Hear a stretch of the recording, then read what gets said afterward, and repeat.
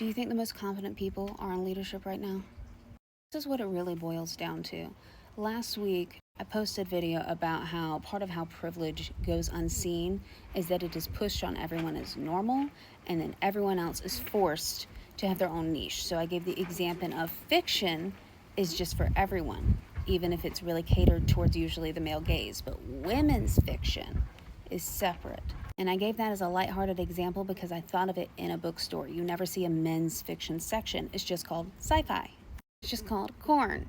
I made the point about how I talked about universal design, and when you take into the consideration of everyone's needs when you're designing something like a workplace, which is what I focus on, that then you don't have to have separate little DEI or affirmative action programs because the workplace itself is designed to include even the most marginalized. And somebody commented, and I think I hid them immediately because I've been training my algorithm and I don't do that much labor for free. But somebody commented, and it could have even been a woman, I don't know, who was like, well, I don't think we need to change the standard because that is actually how conservatives started getting ahead. It was when we started all this DEI stuff, and we don't need to lower the standard, and that just makes everyone resent and da-da-da-da-da.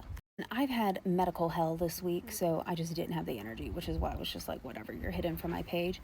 But I had thought of all of these arguments. There's all of these arguments that I could make of like, okay, so you're just automatically assuming women are inferior writers. You're automatically assuming women read fiction that is less good.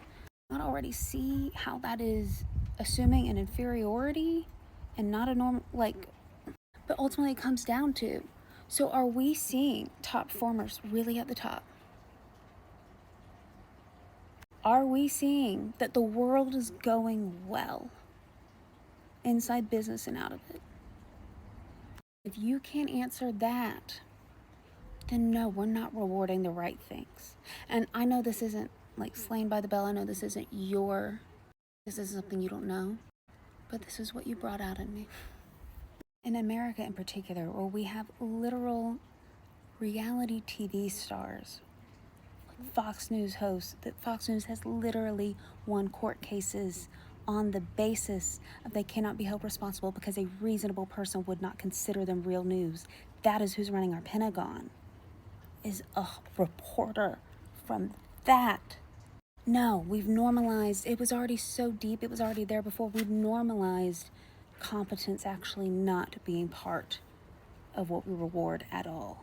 So when you see my videos about an absolute idiot causing a problem and dragging his feet and arguing over left-handed accommodations or making equipment that is ambidextrous, it's not surprising. What's just surprising is how long we have put up with this, because it's ridiculous and it's literally lighting the world on fire. This is what has always fascinated me as an industrial organizational psychologist, and why I do what I do with researching the unwritten rules of work, is I have always been fascinated with what actually gets people promoted and what is effective versus what is just bullshit. Because there is a line of, I understand on some level about visibility, that you do have to speak up and show the work you're doing, especially when that work is abstract and a lot of it happens in your noggin. I understand that. That makes sense. It's a cultural battle for me as someone who was always raised on being humble and being part of a team, but I get it.